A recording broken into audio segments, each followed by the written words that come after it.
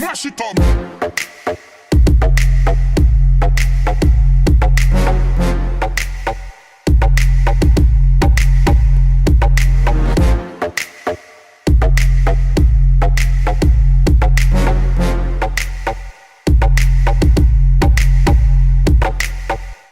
Let's get this straight, right?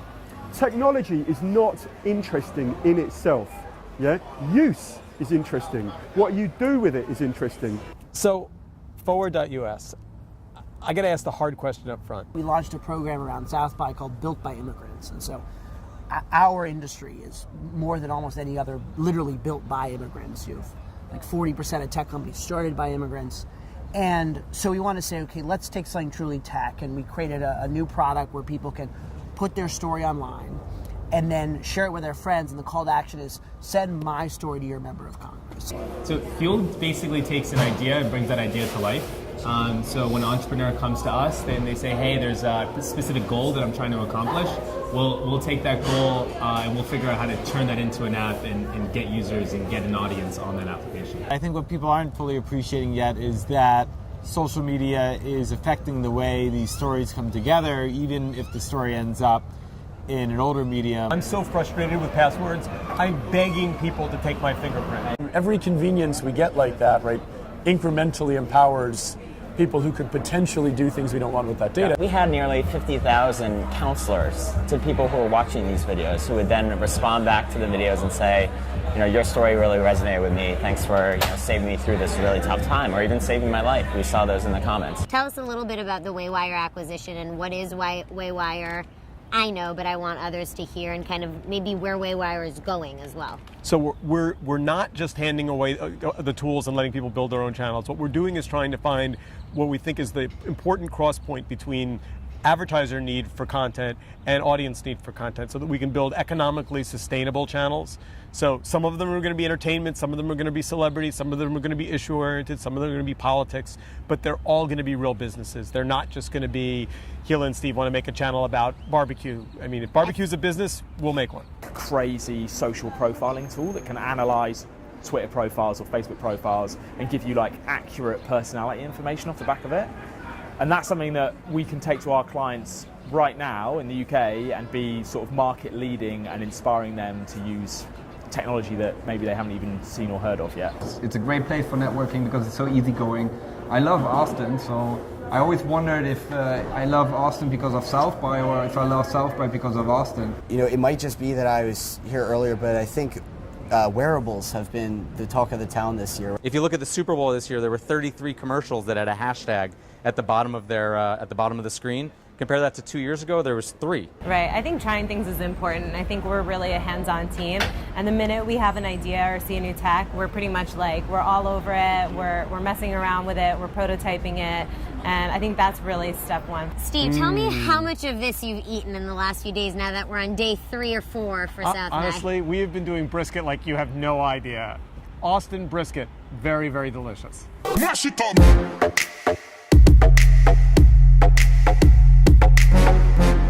So, forward.us, I got to ask the hard question up front.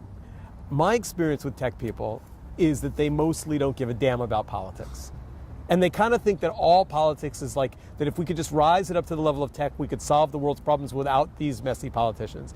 You fight with that every day, or you try to change that? Well, part of what led us to start Forward was this, there did seem to be this disjoint between, on the one hand, you're right, a lot of folks in tech have somewhere between confusion and disgust towards Washington. But on the other hand, it's a very idealistic community. I think people actually do genuinely care about, like, how do we make the world a better place? And so, one of our goals with Forward is really believing that as we're transitioning into a knowledge economy, as our country's going through these big changes, tech should have a big voice to play in that, and politics and government has a big role in that. And so can we bring them two together? And so, what we've tried to do at Forward is really to try to be very pragmatic at how we look at Washington, but to bring innovative sort of tech approaches to the problem. Mash it up.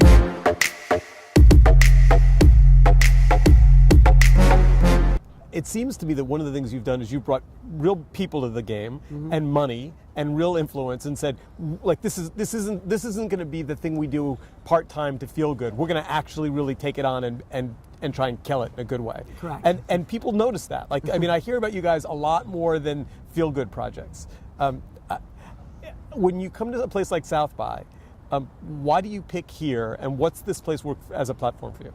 Well, one of the, we've formed Forward as a bipartisan organization, and we employ all sorts of different tactics to try to, pass immigration reform, which is our big goal right now, and that is everything from grassroots organizing, but also we really try to take what's unique about the tech community. And so, for example, we launched a program around South by called Built by Immigrants, and so our industry is more than almost any other literally built by immigrants. You have like 40% of tech companies started by immigrants. And so we want to say, okay, let's take something truly tech, and we created a new product where people can put their story online and then share it with their friends, and the call to action is send my story to your member of Congress. So don't just tell your member of Congress to pass immigration, send my personal story. But then we really try to take a pragmatic look at Washington, and so you can communicate with your congressman by Twitter and Facebook, but also by phone call, by one-click phone call, and by physical letter, where you can type a letter and then we'll physically send it. And we actually weight those with different numbers of advocacy points based on what our understanding is of Washington and what things they listen to more, and a phone call matters more than a tweet. And so we had this competition. For the first time ever, you could win a spot on the main stage at South by for the story that generated the most advocacy points. And we had some amazing people enter, and two unbelievable winners that got to go on stage with myself and Steve Case. What's your background? Political activism? Tech? All of the above? It's both. My first jobs were in political campaigns. By the way, I was guessing that. Yeah. And I was on the local school board when I was in high school, and then worked on a couple campaigns. And then so you were a troublemaker. I was a troublemaker, yeah. And then I've started two companies. I started Causes, which was one of the first Facebook applications, and then I started a company called Nation Builder, along with my partner Jim Gilliam on that, which is now the largest SaaS software for political campaigns on both sides of the aisle. So I've built tech companies, but both kind of around activism. And so Forward was this amazing opportunity to get to take a lot of what I had a chance to learn and apply that to like an actual agenda.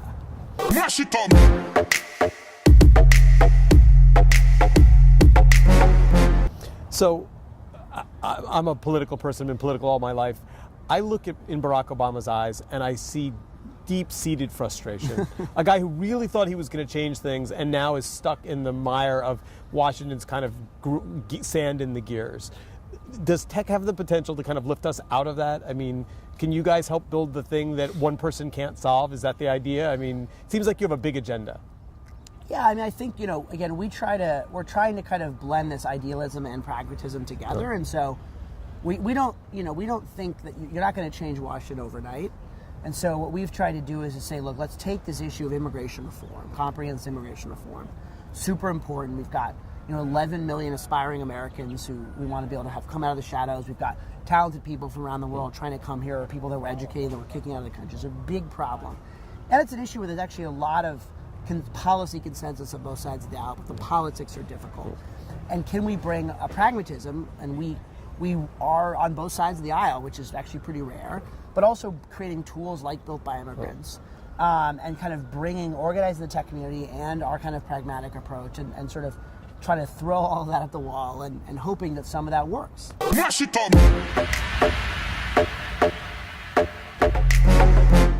What's the hardest part?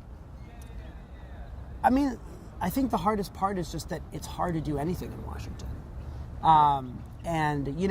People in Silicon Valley are used to asking the question, why not? Why can't we do this? And just, Washington deals with these, if Uber wants to start Uber, they can go around the cab companies, right? You can't go around Congress. So you have to work with Congress. And so, I genuinely believe that most members of Congress go there to serve their country and try to make the country a better place. And there's a lot of problems with the system. And so, I think it's inherently difficult, but we didn't take this on because it was easy. We took it on because we think it's really important.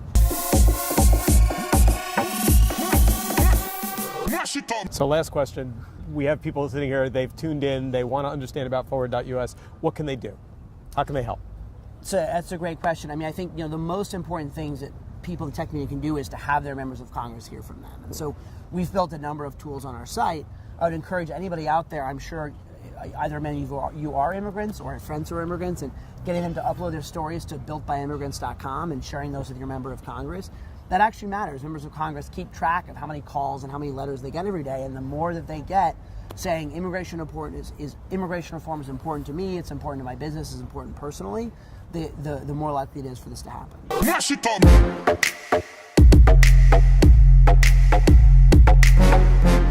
Steve, tell me how much of this you've eaten in the last few days now that we're on day 3 or 4 for South by. Honestly, we have been doing brisket like you have no idea.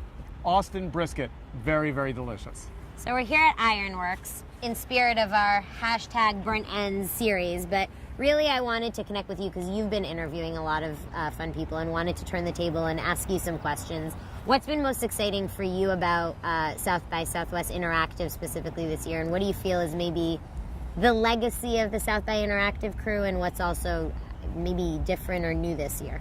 So I think 2014 is going to be the beginning of a new chapter for South by. I really feel it. I think it's more issue-oriented. I think it's more global. I think people are talking about serious things. Privacy is on the agenda, data security, personal relationships, the whole idea of where the line is between things that are digital and things that are real. I'm really fired up. Mash it up.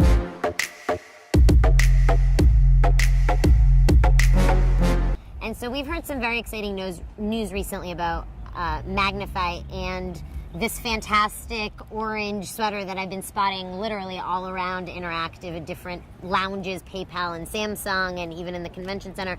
Tell us a little bit about the Waywire acquisition and what is Waywire. I know, but I want others to hear, and kind of maybe where Waywire is going as well. So Magnify had an amazing run and was growing really dramatically as an enterprise product. And in its early days, many, many years ago, we had a consumer product that we had let sunset. And so when Cory Booker ended up becoming a senator, all of a sudden Waywire was on the market, and we reached out to the investors very, very quickly and said, we think we can do great things with it. And they were great. The deal was done very quickly. And so Magnify now powers Waywire, and Waywire is a consumer-facing web curation product with a little bit of original production as well, but the bulk of the business is curating content for consumers. And we've got 20 channels today, and we'll have some larger number very, very soon. That's very exciting. And just to ask a follow-up on that, when you say consumer channel, is it going to be particular to areas of certain topics and touching things like maybe policy and politics and, I don't know, fashion and other areas? Or are you kind of letting someone like Gila or Steve create their own channel? So we're not just handing away the tools and letting people build their own channels. What we're doing is trying to find what we think is the important cross point between advertiser need for content and audience need for content, so that we can build economically sustainable channels. So some of them are going to be entertainment, some of them are going to be celebrities, some of them are going to be issue oriented, some of them are going to be politics, but they're all going to be real businesses. They're not just going to be Gila and Steve want to make a channel about barbecue. I mean, if barbecue is a business, we'll make one. In Austin it might be, Yeah. but it sounds like there's definitely, I can tell you being in video for many years, there's a need for that. So that's very exciting. Mash it up. Just in terms of your last few days here, what would you say have stood out for you from either panels you attended or you curated some of your own things, or even people you've met kind of on the ground? What stands out to you if you look back on 2014, aside maybe from Assange and Snowden being speakers here, but what kind of is different this year from a topic standpoint? So I'd read Eric Schmidt's book, and I liked it. I thought it was a good book, but I had never heard him talk about the book publicly. I thought that his comments on stage were very passionate, and I thought his concerns about the balkanization of the web were very well founded. And I began to think a lot about, the idea that we're all connected on the planet and the web connects us all. That's not true if you try and get on an airplane and fly to another country. You need a passport.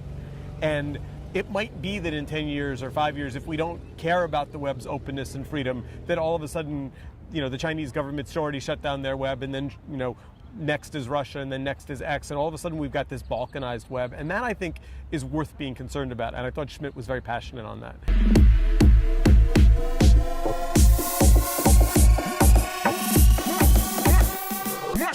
an amazing dinner last night with the founder of Reddit. Same set of issues about freedom and about the issues of the web. Really a theme about international, about connecting people around the world, about immigration reform. I'm a person that cares about issues, and much as I like barbecue and going out and drinking, I also like to have a serious conversation about the world, and I felt really comfortable here this year having that conversation. Couldn't agree more, and I think some of the innovators and interviews we did here were really about policy and hard topics, which is exciting to hear. One final question. I know you made a very exciting announcement right before coming here. I've been knowing you for a long time. I want you to tell us a little bit about this new book that you have coming. So historically, when you announce a book, you come with a book and you show the book like this. And so what I'm going to do today is show the book like this. And there's a reason why it's this thin, because this is the front of the book and this is the part that isn't written yet.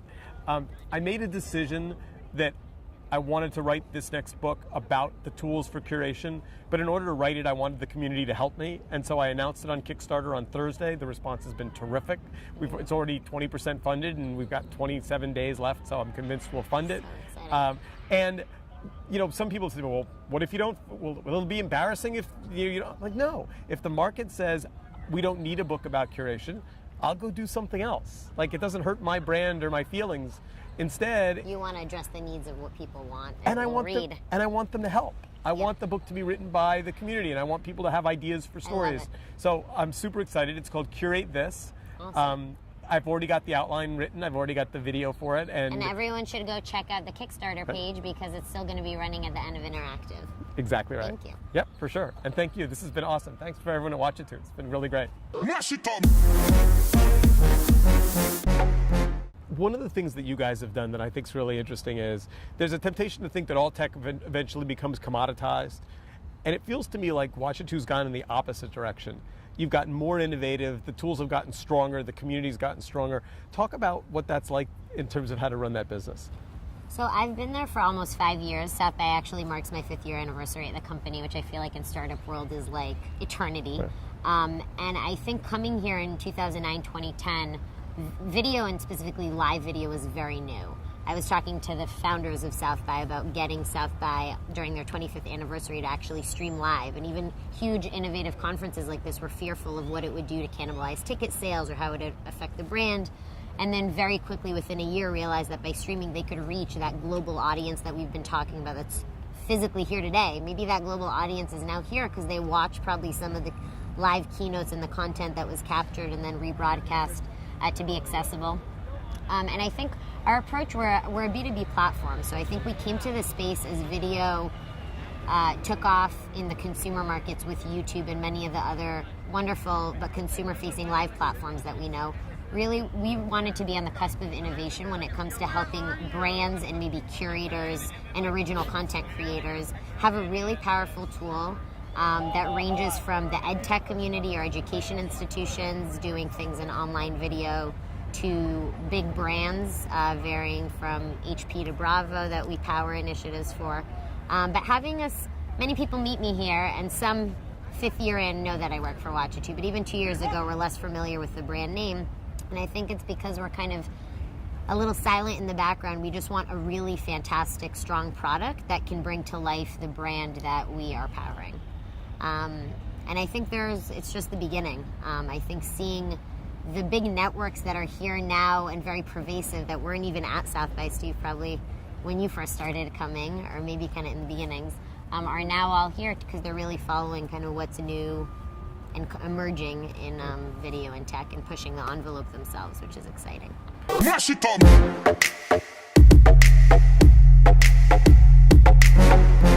Where do you think live goes? Does it plateau? Does it get replaced with, or it seems like live is on the rise. Why is that?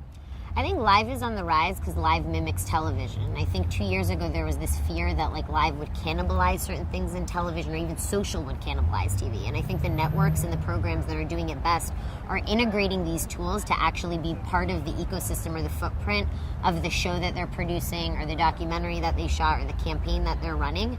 And I think these are just other channels that really push forward the message. And I think the key that it's rising is the interactivity. I think social, even if we look at the last 3 years, had a bi-directional component, but is still very primitive, I would say.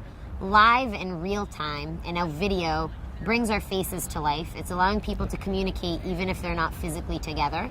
And I think it's allowing consumers and audiences really to feel like they're part of the conversation, as opposed to, let's say, the 1960s passive, I'm watching dinner and a movie in front of my TV experience. And I think that's, when you look at news, when you look at some of the brands that have been here talking to us, or even political organizations, social and live are allowing them to really send their message out. So I'm excited to see where it goes. I don't think I know yet, but I think 2014 and the next few years will be really exciting. Mash it up.